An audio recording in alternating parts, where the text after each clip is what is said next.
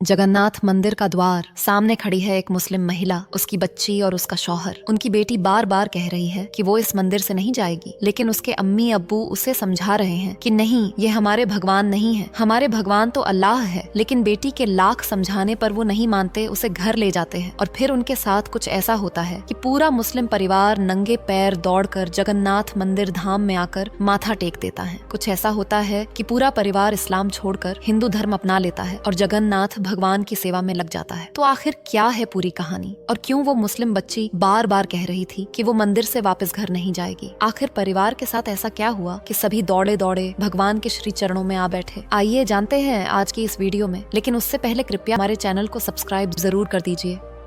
दोस्तों, यह कहानी ओडिशा के पुरी शहर की है। पुरी, जहां एक तरफ समुद्र की लहरें दिन रात सांस लेती रहती हैं और दूसरी तरफ जगन्नाथ धाम की घंटियां हवा में विश्वास खोलती रहती हैं। इसी शहर के बाहरी हिस्से में रेलवे लाइन के पीछे एक कॉलोनी में टीन और मिट्टी से बना एक छोटा सा घर था, न ज्यादा पुराना न पक्का। इसी घर में रहती थी रिहाना। रिहाना की उम्र करीब 40 के आसपास थी। उसका पति फरहान, जो 45 साल पार कर चुका था, वो सड़कों के किनारे एक छोटी सी पंचर की दुकान चलाता था। दिन भर धूप में बैठकर साइकिल, ठेला और कभी कभार मोटरसाइकिल के टायर में हवा भरता, पंचर जोड़ता और जो मिलता उसी में घर चलाता। उनके 3 बच्चे थे। बड़ी बेटी नाजिया, जिसका निकाह हो चुका था, दूसरा बेटा था साजिद 15 साल का, और सबसे छोटी बेटी थी आयशा। आयशा की उम्र लगभग 12 साल की थी, लेकिन उसका शरीर उम्र से छोटा और कमजोर लगता था। वो जन्म से ही दिल की बीमारी से जूझ रही थी। उसकी सांस अक्सर फूल जाती थी, हल्की दौड़ में ही छाती पकड़ लेती और कई बार रात में नींद से हड़बड़ा कर उठ जाती। आयशा का एक हाथ ठीक से काम नहीं करता था, वो दूसरे हाथ से ही सब काम किया करती थी। रिहाना ने आयशा के इलाज के लिए क्या नहीं किया था। पुरी के सरकारी अस्पताल से लेकर कटक के बड़े अस्पताल तक दौड़ चुकी थी। डॉक्टर दवाइयां देते, जांच करते और आखिर में सिर हिलाकर कह देते, ऑपरेशन बहुत महंगा है, शायद संभव भी नहीं। फरहान हर बार चुपचाप खड़ा रहता और रिहाना हर बार डॉक्टर से गिड़गिड़ाती, कुछ रास्ता बताइए, मेरी बेटी बचा लीजिए। लेकिन रास्ते बंद होते चले गए और दवाइयों से भी जब आराम नहीं मिला तो रिहाना ने आस्था का सहारा लिया। वो अपनी बेटी को लेकर मजारों पर गई, दरगाहों पर गई, फकीरों से ताबीज बंधवाए, हर मन्नत मानी, हर दुआ मांगी, कई रातें जागकर कुरान की आयतें पढ़ी।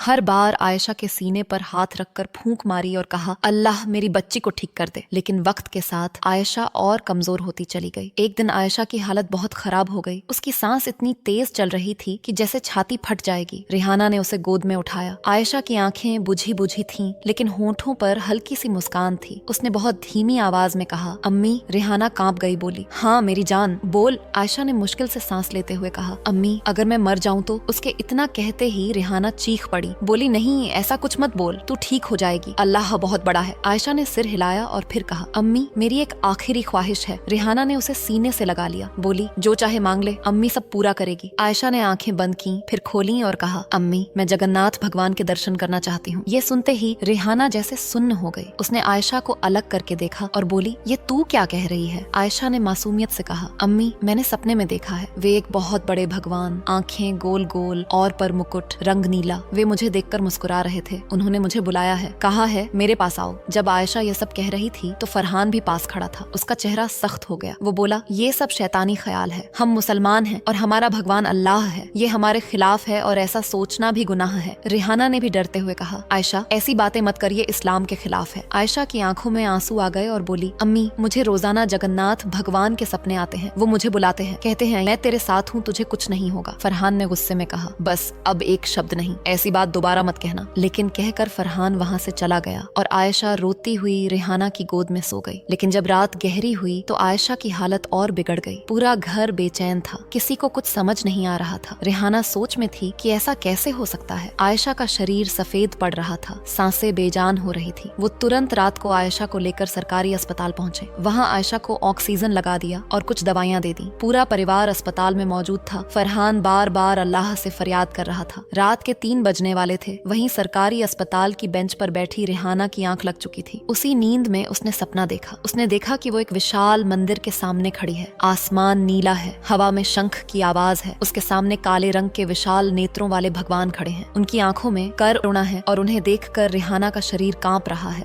ये देखकर झटके में रेहाना की नींद टूट गई। वो पसीने से भीगी हुई, दिल जोर जोर से धड़क उठा। उसने आसपास देखा और खुद से कहा, या अल्लाह, अच्छा है ये सपना है। फरहान ने पूछा, क्या हुआ, तुम इतनी डरी हुई क्यों हो? जिस पर रेहाना ने हकलाते हुए कहा, आयशा सही कह रही थी। फरहान ने पूछा, ये तुम क्या बोल रही हो? रेहाना बोली, अभी मैंने सपना देखा, उसमें मैं जगन्नाथ मंदिर के सामने खड़ी थी और मेरे सामने एक विशाल आकृति वाला नीला आदमी था। उसके सिर पर मुकुट और हाथ में चक्र था। वो बड़ी ही सरलता से मुझे देख रहा था। इतना सुनते ही फरहान चिल्ला पड़ा, बस करो रेहाना, दोनों माँ बेटी बस एक ही रट लगाए बैठी हो। ऐसा कुछ नहीं है, ये तुम्हारे मन का वहम है। रेहाना ने कहा, मैं सच कह रही हूँ, मेरी बात का यकीन करो। तब फरहान बेहद गुस्से में बोला, बस करो, अब एक लफ्ज भी निकाला तो तुम्हें तलाक दे दूंगा। ये सुनकर रेहाना सहम गई और चुपचाप उस बेंच पर बैठी रही। उधर कमरे में मशीनों से गूंजती आवाजों के बीच आयशा की हालत बेहद नाजुक होती जा रही थी। रात से सुबह हो गई, लेकिन पूरा परिवार वहीं डटा रहा। लेकिन आखिरकार फिर वो पल आया जब आयशा की हालत ऐसी हो गई कि डॉक्टर ने साफ कह दिया कि अब आयशा का बचना मुश्किल है, आप इसे घर ले जा सकते हैं। ये सुनते ही मानो रेहाना टूट गई। अब उसे कोई रास्ता दिखाई नहीं दे रहा था। वो धीरे से आयशा के पास गई। आयशा बड़ी ही नाजुक हालत में बिस्तर पर ऐसे सोई थी जैसे कोई बेजान शरीर पड़ा हो। उसी पल रेहाना ने यह फैसला कर लिया कि वो बेटी को लेकर जगन्नाथ मंदिर जाएगी, लेकिन उसके सामने मुसीबत थी फरहान की। इसलिए रेहाना ने बाहर जाकर रोते हुए फरहान से कहा, जब डॉक्टर ने मना कर दिया है तो क्यों ना हम आयशा को ले चलें।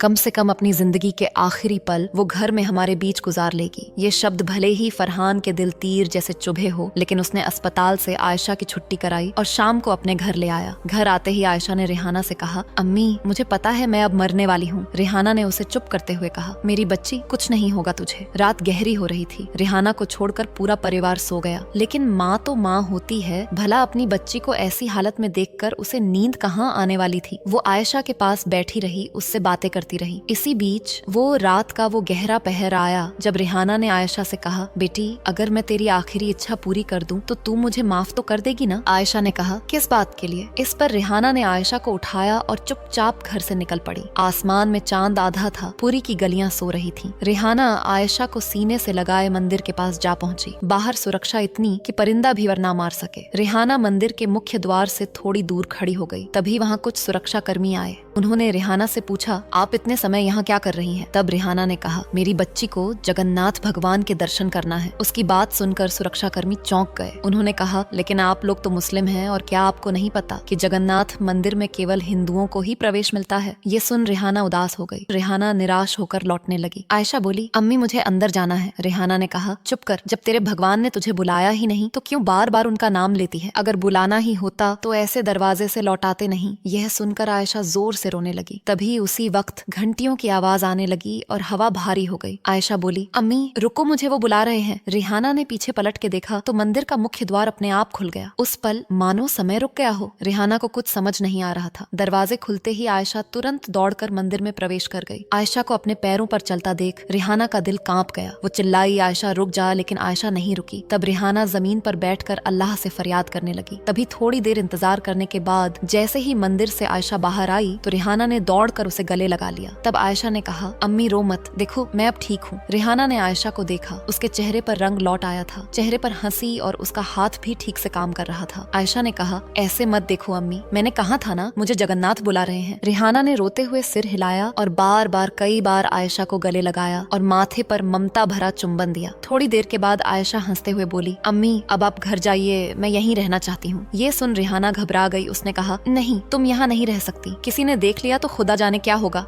रेहाना ने आयशा की बात नहीं मानी और उसे जबरदस्ती ले जाने लगी। उनके जाते ही मंदिर के दरवाजे अपने आप बंद हो गए, लेकिन आयशा रोते हुए बार बार कहती रही, अम्मी, मुझे वापस ले चलो। लेकिन रेहाना डर चुकी थी, इसलिए वो आयशा को लेकर घर आ गई। घर में घुसते ही फरहान गुस्से से बौखलाया। उसने पूछा, इतनी रात में तुम कहाँ गई थी? रेहाना डर गई। उसने हकलाती हुई आवाज में कहा, कहीं नहीं, बस आयशा को घुमाने के लिए यहीं बाजू में गई थी। फरहान ने कहा, तुम्हें समझ नहीं आता, इतनी रात में उसे लेकर घूम रही हो? रेहाना डरी हुई अंदर गई और आयशा को सुला दिया। अब कुछ दिन ऐसे ही चलता रहा। रेहाना रोजाना रात में फरहान से छुपकर आयशा को लेकर जगन्नाथ मंदिर पहुंच जाती, जिससे आयशा की तबीयत अब ठीक रहने लगी थी। फरहान भी दुकान जाने लगा था। लेकिन एक रात जब रेहाना आयशा को लेकर जा रही थी तब फरहान की नींद खुली। उसने जोर से रेहाना से पूछा, तुम रोज रोज रात में आयशा को लेकर कहाँ जाती हो? रेहाना ने कहा, कहीं नहीं, मैं इसे थोड़ा घुमाने ले जाती हूँ आसपास। लेकिन फरहान ने उसे रोक दिया, इसलिए वो अंदर चली गई। अब फरहान को शक हो गया कि आखिर ये जाती कहाँ है, और आयशा की तबीयत भी ठीक रहती है। उसे समझ आया कि कहीं ये जगन्नाथ मंदिर तो नहीं जाती। उसके माथे पर लकीरें खिंच गईं। उसने सोचा कि वो अब रेहाना पर नजर रखेगा। लेकिन उसी रात रेहाना को फिर से सपने में जगन्नाथ भगवान दिखाई दिए। तुमने मेरी भक्त को मुझसे दूर किया है, अब मैं उसे अपने पास बुला रहा हूँ। रेहाना चीख कर उठी, वो रोती हुई चिल्लाई। उसकी आवाज सुनकर फरहान दौड़ा आया। उसने पूछा, अब क्या? तब रेहाना ने कांपते हुए सब कुछ सच सच बता दिया। पहले तो उसे यकीन नहीं हुआ, लेकिन उसने दोबारा पूछा, क्या सच में आयशा वहाँ ठीक हो गई थी? रेहाना ने कहा,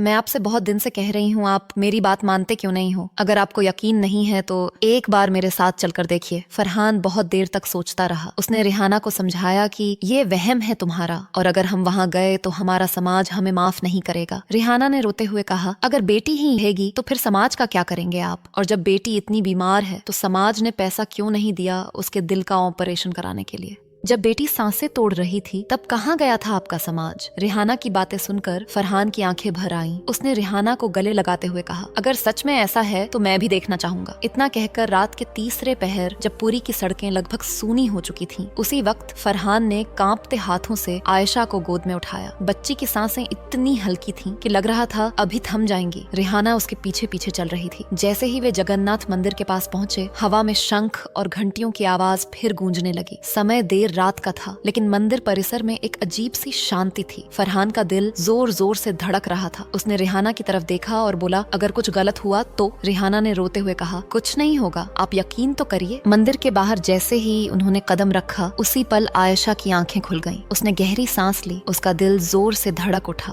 उसका शरीर जो कुछ देर पहले ठंडा पड़ रहा था, अब गर्म हो गया था। वो खुद ही फरहान की गोद से उतरने लगी। फरहान घबरा गया और बोला, आयशा आराम से। आयशा मुस्कुराई और बोली, अब्बू मुझे कुछ नहीं हुआ, मैं बिल्कुल ठीक हूँ। फरहान की आंखें फटी की फटी रह गईं। वो बार बार आयशा की छाती पर कान लगाकर सुनने लगा। आयशा की सांसें सामान्य थीं, दिल की धड़कन साफ महसूस हो रही थी। फरहान के हाथ कांप गए। वो समझ ही नहीं पा रहा था कि यह क्या हो रहा है। इतने में आयशा ने मंदिर की तरफ देखा और खुशी से कहा, वो देखो जगन्नाथ मुझे बुला रहे हैं। तब रेहाना और फरहान ने भी उस दिशा में देखा, लेकिन उन्हें कुछ नजर नहीं आया। वहीं आयशा की आंखों में ऐसी चमक थी जो उन्होंने पहले कभी नहीं देखी थी। फरहान ने कहा, बेटी वहाँ कोई नहीं है, तुम्हें वहम हुआ है। आयशा बोली, नहीं अब्बू अम्मी, जगन्नाथ ने कहा है कि मैं उनके पास ही रहूं क्योंकि वो मुझे कुछ नहीं होने देंगे, इसलिए मुझे अंदर ले चलिए ना। रेहाना ने डरते हुए कहा, चुप कर, ऐसी बातें मत कर। लेकिन आयशा की खुशी देखने लायक थी। वहीं फरहान ये सब हैरानी से देख रहा था। तभी कुछ देर बाद मंदिर के मुख्य दरवाजे से एक सेवक बाहर आए। उन्होंने जैसे ही मंदिर में मुस्लिम परिवार को देखा तो उनके पास जाकर शांत स्वर में पूछा, क्या बात है? तब फरहान ने झिझकते हुए पूरी कहानी बता दी। इस पर सेवक ने आयशा को देखा और बोला, बच्ची तो बिल्कुल ठीक लग रही है। इस पर रेहाना ने सिर झुका लिया और बोली, अभी कुछ देर पहले तक ये मर रही थी। सेवक थोड़ा मुस्कुराया और भगवान की तरफ हाथ जोड़कर बोला, सब प्रभु की लीला है। इतना कहकर उन्होंने आयशा को भगवान जगन्नाथ की प्राण स्वरूप प्रतिमा दी और कहा, अगर तुम्हें विश्वास है तो इसे हमेशा अपने पास रखना। भगवान जगन्नाथ बड़े दया निधान है, वो कभी तुम्हें कष्ट नहीं देंगे। आयशा ने उस प्रतिमा को लिया और सीने से लगा लिया, जिसके बाद पूरा परिवार वापस घर आ गया। आयशा पूरे रास्ते उसे सीने से लगाई रही। ऐसे ही कुछ दिन बीते और आयशा अब पूरी तरह स्वस्थ थी, लेकिन वह हमेशा जगन्नाथ की प्रतिमा को अपने साथ रखे रहती थी। लेकिन फरहान के दिल में कुछ था जो उसे अंदर से बेचैन कर रहा था। एक दिन उसने रेहाना से कहा, रेहाना मेरी समझ नहीं आ रहा कि ये कैसे संभव है। रेहाना ने कहा, जो भी है, लेकिन हमारी बच्ची अब ठीक है, आप ज्यादा सोचा विचारी मत कीजिए। फरहान ने कहा, नहीं, हमें भगवान भरोसे नहीं बैठना है, बल्कि डॉक्टर को बताना चाहिए, क्योंकि हो सकता है ये हमारा भ्रम हो। ऐसे ही सोच विचार करके वो रेहाना के साथ आयशा को लेकर उसी अस्पताल में जा पहुंचा जहां वो पहले जाता था। वहां जाकर आयशा का चेकअप हुआ, लेकिन जब रिपोर्ट आई तो डॉक्टर सहित फरहान के पैरों तले जमीन खिसक गई। डॉक्टर ने फरहान को बताया कि ऐसा लगता है जैसे आयशा का हार्ट ट्रांसप्लांट हो गया है, क्योंकि इसका हृदय बिल्कुल सामान्य इंसानों जैसे काम कर रहा है और इसका हाथ भी अब नॉर्मल है। डॉक्टर ने पूछा, बताइए आपने कौन से अस्पताल में इसका ऑपरेशन करवाया? फरहान ने कहा, ऑपरेशन? मैं तो कहीं नहीं ले गया उसे। डॉक्टर ने कहा, अच्छा मजाक करते हैं आप, कहीं तो ले गए होंगे, वो भी तो बच्ची बच्ची ठीक हो गई। बस इसी पल मानो जैसे फरहान के अंदर सब कुछ बदल गया हो। फरहान ने रिहाना से कहा, जल्दी चलो यहाँ से। रिहाना बोली, कहाँ जाना है? फरहान ने कहा, अब सवाल नहीं, बस मेरे साथ चलो। रिहाना आयशा को लिए उसके साथ चल पड़ी, जिसके बाद फरहान आयशा और रिहाना को लेकर सीधा जगन्नाथ मंदिर पहुंचा। मंदिर के बाहर उसने रिहाना से कहा कि वो यहीं रुके। इसके बाद फरहान मंदिर में उस व्यक्ति को ढूंढने लगा जिसने आयशा को भगवान जगन्नाथ की प्राण स्वरूप प्रतिमा दी थी। फरहान ने उसे हर जगह देखा, सभी से पूछा, लेकिन काफी देर ढूंढने के बाद वो व्यक्ति उसे नहीं मिला। तब फरहान आयशा के पास आया और उससे वो प्रतिमा स्वरूप लिया। जैसे ही उसने प्रतिमा को कानों में लगाया, उसी पल उसके हाथ सिर पर गए और सिर पर पहनी अपनी टोपी उतार दी, क्योंकि उस प्रतिमा में दिल के धड़कने की आवाज थी। फरहान को लगा जैसे उसने धक धक धक कोई दिल धड़क रहा है। उसने आयशा को वो प्रतिमा वापस दी और जमीन पर नीचे बैठकर माथा टेक दिया। रिहाना बार बार पूछती रही कि कुछ बोलिए तो, आप इतने घबराए हुए क्यों हैं? लेकिन फरहान ने कुछ नहीं। वो मंदिर के बाहर जमीन पर बैठा बार बार माथा टेकता रहा और माफी मांगता रहा। उसी पल फरहान से थोड़ी दूर वही सेवक दिखाई दिया जिसने आयशा को भगवान जगन्नाथ की प्रतिमा स्वरूप दिया था। सेवक धीरे से आगे बढ़े और आयशा के सिर पर हाथ रखा और फरहान से कहा, माफी मत मांगो, कुछ आत्माएं चुनी जाती हैं, सब नहीं, केवल वही जिनका दुख सीधे हृदय तक पहुंचता है। आयशा इसलिए चुनी गई थी क्योंकि उसका अपना दिल टूट रहा था और जिसके भीतर डर नहीं है, जिसके प्राण कमजोर होते हैं और मन पवित्र होता है, तब नील माधव ऐसे बच्चों को थाम लेते हैं। रिहाना सिहर गई, फरहान की सांस रुक सी गई। सेवक ने बताया कि जगन्नाथ मंदिर में हर 12 साल में मूर्तियां बदल दी जाती हैं। मूर्ति बदलते समय पुरानी मूर्ति से ब्रह्म पदार्थ निकालकर नई मूर्ति में डालते हैं। इस ब्रह्म पदार्थ को भगवान श्री कृष्ण का हृदय माना जाता है। उसी पल आयशा ने कहा, मुझे पता है, क्योंकि जब मैं यहाँ होती हूँ तो मुझे लगता है जैसे कोई मेरे दिल के साथ साथ चल रहा हो। रिहाना की आंखों से आंसू बहने लगे। उसे समझ आ गया कि आयशा यहाँ क्यों ठीक होती थी और घर जाते ही क्यों टूटने लगती थी। वो बोली, इसलिए ये रोज कहती थी कि वापस ले चलो। सेवक ने आगे कहा, इस धाम में झंडा हवा के विपरीत लहराता है। यहाँ समुद्र की आवाज मंदिर के भीतर नहीं जाती। यहाँ छाया उल्टी दिशा में पड़ती है, क्योंकि यह स्थान नियमों का नहीं, हृदय का स्थान है। इतना सुनकर रिहाना ने भी हाथ जोड़ लिए और मंदिर के बाहर से ही सिर झुका दिया। उसने माथा जमीन से लगाया, कोई शब्द नहीं, बस आंसू थे। जब दोनों जमीन पर माथा टेक रहे थे, इतने में वो सेवक वहाँ से रहस्यमय तरीके से गायब हो गया। जब दोनों उठे और देखा कि सेवक उनके पास नहीं है, उन्होंने आयशा को देखा, वो हंस रही थी। रिहाना ने कहा, वो सेवक कहाँ चले गए? आयशा ने कहा, अपने परम धाम। दोनों आयशा को हैरानी से देखने लगे। उसी पल फरहान धीरे से उठा और रिहाना की तरफ देखते हुए बोला, अगर यही सच है तो यही सही, अगर इसे चमत्कार कहते हैं तो मैं इसे मानता हूँ। जिसके बाद धीरे धीरे परिवार ने भगवान जगन्नाथ को अपना लिया और घर में भगवान जगन्नाथ की प्रतिमा लाकर प्राण प्रतिष्ठा हुई। रिहाना ने दीप जलाया और फरहान ने पहली बार घंटी बजाई। आयशा सामने खड़ी मुस्कुरा रही थी। उसने कहा, अब भगवान हमारे घर में भी हैं। उस दिन के बाद फरहान की दुकान फिर खुली, लेकिन अब उसके चेहरे पर सुकून था। पुरी की उस गली में लोग आज भी उस घर की तरफ देखते हैं। कुछ कहते हैं चमत्कार, कुछ कहते हैं इत्तेफाक। कुछ महीनों बाद अब आयशा बिल्कुल ठीक थी, लेकिन वो हर साल रथ यात्रा से पहले पुरी जरूर आती। वो कहती, मैं मिलने आई हूँ। और आज भी पुरी में लोग कहते हैं यह मंदिर नहीं है, यह वह जगह है जहाँ भगवान का दिल भी धड़कता है। भगवान जगन्नाथ की महिमा ही ऐसी है कि जो होता है वो सोच से परे होता है। इसलिए कमेंट में जय श्री जगन्नाथ जरूर लिखें। साथ ही वीडियो को लाइक कर दोस्तों में शेयर करना ना भूलें एवं ऐसी ही रोचक जानकारियों के लिए सब्सक्राइब करें हमारे चैनल मिस्ट्री ऑफ आर्यावर्त को। मिलते हैं जल्द अगली वीडियो में। जय श्री कृष्णा।